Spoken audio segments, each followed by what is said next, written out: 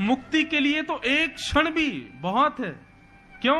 हमारे शास्त्रों में कहा जाता है जीवन भर भले ही पाप किया हो व्यक्ति ने, लेकिन यदि वो अंतिम श्वास लेते समय भगवान नाम गा ले, अंतिम श्वास निकल रही और उसी समय उसके मुख से निकल जाए जगन्नाथ और बस प्राण निकल गए, फिर उसके जीवन के सारे गिले शिकवे माफ हो जाते हैं, वो सीधे वैकुंठ ही जाता है। लेकिन ये सुनने में जितना आसान लग रहा है ना, प्रैक्टिकली उतना ही कठिन है। जन्म जन्म मुनि जतन कराही, किसके लिए जतन करते हैं जन्म जन्म मुनि? अंत राम कहीं आवत नहीं। अंतिम श्वास में सब आ जाएगा याद, लेकिन भगवान का नाम याद नहीं आएगा। एक सेठ जी के प्राण निकल रहे थे, उनके 3 बेटे थे। अच्छा, प्राण जब सहज प्राण निकलते हैं ना, अपनी आयु पूर्ण करके जब व्यक्ति प्राण त्यागता है 80-90 के बाद, तो क्या होता है? कंठे घुर घुरायते, कंठ में घुर घुर आवाज होती है जब प्राण निकलने वाले होते हैं। उनका कंठ घुर घुर आवाज कर रहा था, तो बेटा बोला, पिताजी पिताजी आप प्राण मत त्यागिए। पिताजी कुछ हाथ हिला रहे थे, तो बच्चों ने सोचा पिताजी शायद अब मृत्यु आ गई है, तो उससे जाने से पहले बंटवारा करना चाहते हैं कि भाई प्रॉपर्टी आदि इसकी, इतनी संपत्ति उसकी, इतनी उसकी। बोलिए पिताजी कितना किसके बट में? अब कंठ से तो गुर्र गुर्र आवाज निकले, तो बच्चे बोले क्या करें पिताजी, स्पष्ट तो बोले नहीं पा रहे। एक वैद्य के पास गए, वैद्य से जाकर के कहा कि हमारे पिताजी के प्राण निकलने वाले हैं, गुर्र गुर्र आवाज हो रही है। वैद्य जी बोले मेरे पास एक औषधि तो है, वो औषधि मैं दे दूंगा तो उनका गला साफ हो जाएगा। बेटे बोले आप चलो ना औषधि दे दो। बोले लेकिन महंगी है बहुत। बोले कितनी महंगी है? बोले इतने लाख रुपए की है। बोले हम दे देंगे ना, कम से कम 1-8 लाख रुपया खर्च होगा तो पिताजी 4-5 करोड़ की संपत्ति तो बता जाएंगे कहां किसकी कैसे। 1-8 लाख खर्च हो जाए तो क्या बड़ी बात है। दे दिए वैद्य को। वैद्य आए, वैद्य ने आकर के चटनी बनाई, बढ़िया एक रसायन बनाया, और जैसी सेठ जी के मुख में डाला, भीतर जाती गला साफ हो गया। सेठ जी बोले बड़ा वाला बेटा कहाँ है मेरा?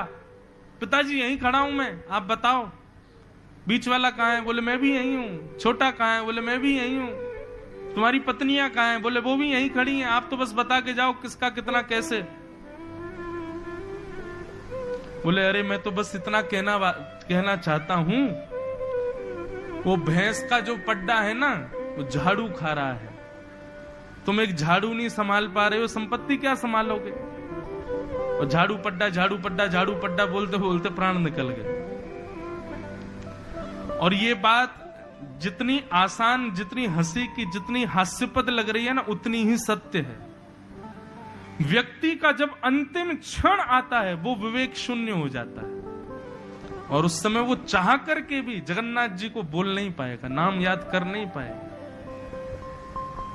सोचो, लाखों रुपए का रसायन लेकर के भी थोड़े क्षण के लिए गला साफ हुआ, भगवान नाम गा लिया होता तो कृपा हो जाती, लेकिन नहीं,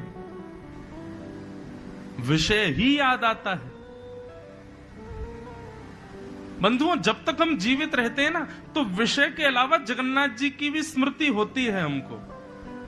आप लोगों को बहुत इजी लगता है, संसार के लोगों को बहुत इजी लगता है, ठीक है हम क्लब जाते हैं, हम गलत काम करते हैं, हम ये करते हैं, हम वो करते हैं, हम उल्टे सीधे वस्तु खाते हैं, किसी के साथ छल करते हैं, कपट करते हैं, लेकिन हम जगन्नाथ जी को याद भी करते हैं, हम बीच बीच में भक्ति भी करते हैं। परंतु जब अंतिम क्षण आएगा ना, तो जितने विषय भोगे हैं वही याद आएंगे, जगन्नाथ जी याद नहीं आएंगे।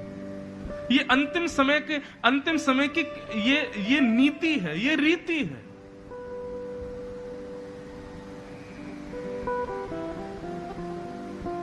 इसलिए हमारे यहां कहा गया, काम करते चलो नाम रटते चलो, हर समय कृष्ण का ध्यान धरते चलो, मुरली वाले को मन से रिझाते चलो, कृष्ण गोविंद गोपाल गाते चलो। हर क्षण याद करो श्याम सुंदर को, हर क्षण उनकी स्मृति बनी रहे हमारे दिमाग में। चलते फिरते उठते बैठते खाते पीते हर समय ठाकुर जी को याद करो। हम नहीं कहते घर परिवार छोड़ो, भाई छोड़ना नहीं है, हम खुद घर परिवार वाले, पर हर स्थिति में भगवत स्मरण रखो, जगन्नाथ जी को याद रखो, उनकी स्मृति रखो अपने चित्त में। बस उसका प्रभाव क्या होगा, जीवन भर जो ठाकुर जी को याद रखता है ना, तो अंतिम समय में तो बहुत कठिन है कि भगवान की याद आ जाए, पर जीवन भर जिसने जगन्नाथ जी को याद किया हो, ऐसा व्यक्ति जब अपने प्राण त्यागता है तो जगन्नाथ जी उसको याद कर लेते हैं, जगन्नाथ जी की स्मृति में वो आ जाता है। और सोचो, जगन्नाथ जी जिसको याद कर लें, हम जगन्नाथ जी को याद करते हैं, जगन्नाथ जी हमको याद कर लें। हम प्रधानमंत्री से मिलने जा रहे हैं और एक बात है, प्रधानमंत्री हमसे मिलने आ रहा है, दोनों में कितनी बड़ी अंतर है। जगन्नाथ जी की स्मृति में हमारा नाम आ जाए, हम उनकी स्मृति में पहुंच जाएं, उसी के लिए तो भक्ति है। लाखों लोग जाते हैं लेकिन जगन्नाथ जी साल्वेक को याद करते हैं। हजारों लोग श्रीनाथ जी का दर्शन करते हैं लेकिन श्रीनाथ जी सूरदास, कुंभनदास, कृष्णदास इनको याद करते हैं। द्वारिका में लाखों लोगों की भीड़ जाती है पर द्वारिकाधीश के चित्त में तो मीराबाई विराज रही है। हमारे चित्त में भगवान बैठे। भक्ति केवल यहीं तक सीमित नहीं, अपनी भक्ति से आप ठाकुर जी के चित्त में बैठो, ठाकुर जी के चित्त में हम विराज जाएं। मेरा सुमिरन हरि करें, मैं पावा विश्राम। मैं हरि का सुमिरन करूं, ये तो प्रारंभिक स्थिति है, लेकिन करते करते करते स्थिति हो जाए मेरा सुमिरन हरि करे, मैं पावा विश्राम।